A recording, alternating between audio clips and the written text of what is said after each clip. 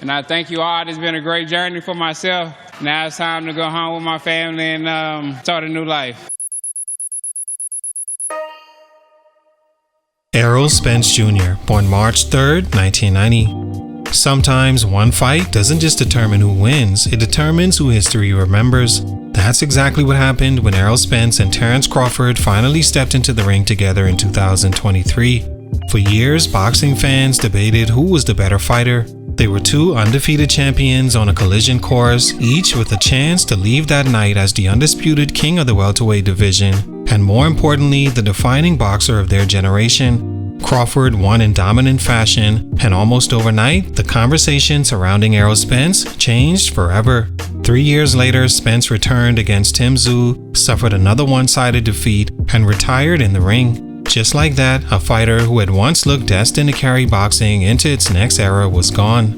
What's fascinating about Errol Spence's story isn't that he fell short. He didn't. He became a unified world champion, finished his career with a 28-2 record, and will likely one day be inducted into the Hall of Fame. By almost every standard, that's an incredible career. But there was another version of Errol Spence that many believe they were watching unfold. One that ruled boxing for years, one that defeated Crawford, cemented himself as the face of the sport after Floyd Mayweather, and became one of the all-time greats of his era. So what kept that version from becoming reality? Was it the lifestyle outside the ring, the devastating car accident, years of injuries and inactivity, or did he simply run into a fighter who was better than everyone realized? What happened? Let's talk about it. Salute to Dixie Freely on IG for this request. It's your boy JC Stunted Growth. Let's get it, man. Like, comment, and subscribe, and let me know who I should do next. Errol Spence Jr. was a boxer from Long Island, New York, but grew up in DeSoto, Texas, where he developed into one of the most highly regarded American boxing prospects of his generation. By the time his amateur career came to an end, Spence had compiled an outstanding 135-12 record, won 3 consecutive U.S. national championships, and represented the United States at the 2012 Olympic Games in London. Although he fell short of winning a medal, he left the amateur ranks with enormous expectations and turned professional later that year. It didn't take long to understand why so many people believed in him. A naturally gifted southpaw, Spence combined relentless pressure, punishing body work, and a pace that slowly wore opponents down over the course of a fight. He wasn't interested in being boxing's loudest personality, he simply let his performances speak for themselves. That approach paid off in 2017 when he traveled to Sheffield, England, and stopped hometown champion Kell Brook in the 11th round to capture his first world title. From there, Spence established himself as one of the sport's elite, defeating names like Lamont Peterson, Mikey Garcia, Sean Porter, Danny Garcia, and Eudenis Ugas to unify 3 welterweight world championships. By the summer of 2023, there was very little left for him to accomplish. He was a perfect 28-0, a 3-belt unified champion, and widely considered one of the 5 best fighters in boxing regardless of weight class. The only thing left was proving he was the very best.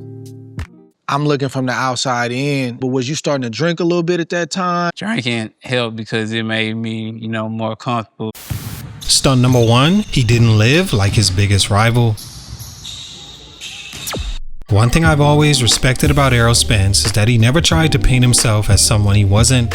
After his career, he openly admitted something many elite athletes probably would have taken to the grave. Drinking had become a real part of his lifestyle, especially during the months between fights. I'm not here to say alcohol alone ruined Errol Spence's career because I don't believe that's true. If it were that simple, there would be plenty of other champions whose career ended the exact same way. The bigger issue wasn't the drinking itself, it was what that lifestyle represented. Boxing isn't a sport where you can afford to switch your body on and off depending on whether you're in training camp or not. It's a year-round commitment, especially in a division as competitive as welterweight, where every pound you put on after a fight becomes another pound you have to take off before the next one. Throughout his career, Spence developed a reputation for gaining a noticeable amount of weight before his fights. As a result, training camp often became about 2 different jobs at once, getting back into fighting shape and preparing for the opponent standing across the ring. That's time and energy that could have been spent sharpening skills, studying tendencies, or simply allowing the body to recover more naturally instead of forcing it through another difficult weight cut. None of that showed up against most opponents because Spence was simply that good. His pressure, body punching, conditioning, and toughness overwhelmed almost everyone he faced. But then you compare that to Terence Crawford. Crawford built a reputation for treating boxing like a full-time lifestyle rather than something that only existed during camp. He stayed close to fighting weight, constantly studied the sport, and continued adding new layers to his game even after becoming a world champion. Those habits don't automatically make someone a better fighter, but they do reduce the margin for error. Maybe Errol Spence still loses to Crawford even if he never touched alcohol and stayed in fighting shape year-round. That's impossible to know, and I don't think it's fair to pretend otherwise. What we do know is that when two elite fighters finally meet, the difference is rarely something obvious. It's usually found in the small details that nobody notices until afterward, and by Spence's own admission, maintaining a championship lifestyle outside the ring wasn't always one of his strengths. Stunt number 2, his prime could never stay on schedule. By the time Errol Spence reached his prime, it felt like the only person capable of stopping him was life itself. Just when his career was beginning to hit another level, everything seemed to come to a halt. In October of 2019, only weeks after defeating Shawn Porter in one of the biggest wins of his career, Spence was involved in a horrific single-car Ferrari crash that left many wondering if he'd ever fight again. He was thrown from the vehicle, suffered multiple injuries, and considering the condition of the car, most people were simply grateful he survived. To his credit, Spence made what seemed impossible look routine. 14 months later, he returned to defeat Danny Garcia, proving he was still one of the best welterweights in the world. If anything, that victory made people believe the accident hadn't changed him at all. But that's where I think people oversimplify Errol Spence's career. Whether the accident permanently affected him or not isn't really the point, because nobody can answer that with certainty. The bigger issue is that it became one more interruption during what should have been the most productive years of his career. Less than a year after beating Garcia, Spence was forced to withdraw from his long-awaited showdown with Manny Pacquiao after doctors discovered a retinal tear in his left eye. Instead of finally landing the biggest payday and one of the biggest names on his resume, he underwent surgery while Yordenis Ugas stepped in and upset Pacquiao instead. Spence eventually returned to defeat Ugas and unify another world title, but by then, even more valuable time had slipped away. When I look at Errol Spence's resume, one thing stands out more than anything else. There wasn't enough fights during the years he should have been at his absolute peak. Between the accident, the eye injury, lengthy recoveries, and naturally long gaps between boxing's biggest events, his momentum was constantly being reset. None of those things automatically made him a worse fighter, but they did prevent him from building the kind of sustained run that separates champions from all-time legends. Boxing careers are already short. When several of your best years are spent recovering instead of competing, those are years you will never get back. And unfortunately for Spence, the biggest fight of his life was still waiting for him. I thought this fight was going to be competitive and, I could win, but I kind of felt like it could be bad. Stunt number 3, he finally ran into the wrong opponent. One thing I've always believed is that greatness, specifically in boxing, isn't just about how good you are, it's also about who you run into along the way. Every generation has that one fighter who changes the course of someone else's career, and for Errol Spence, that fighter was Terence Crawford. What's unfortunate is that this wasn't just another championship fight, it was the fight. 2 undefeated champions, 3 world titles on the line, and years of anticipation, but beyond all that, there was something much bigger at stake. The winner wasn't just going to leave with every belt, he was going on to become the defining welterweight of his generation. That's why the outcome changed so much more than Spence's record. It also changed how history would remember him.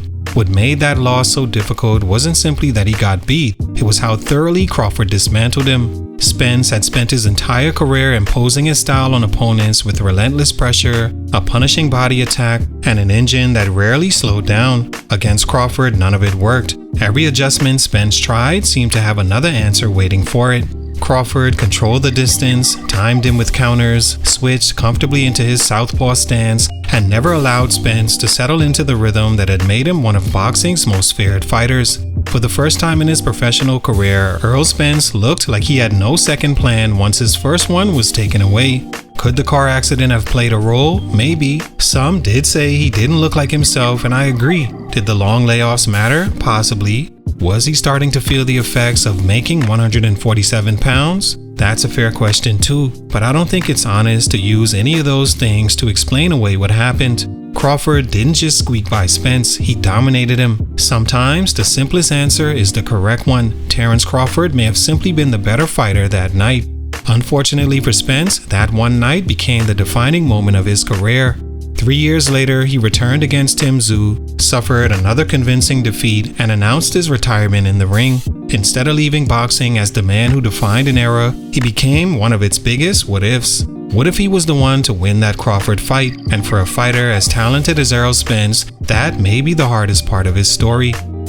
All in all, I don't think Errol Spence's story is about wasted talent. He accomplished too much for that to be true.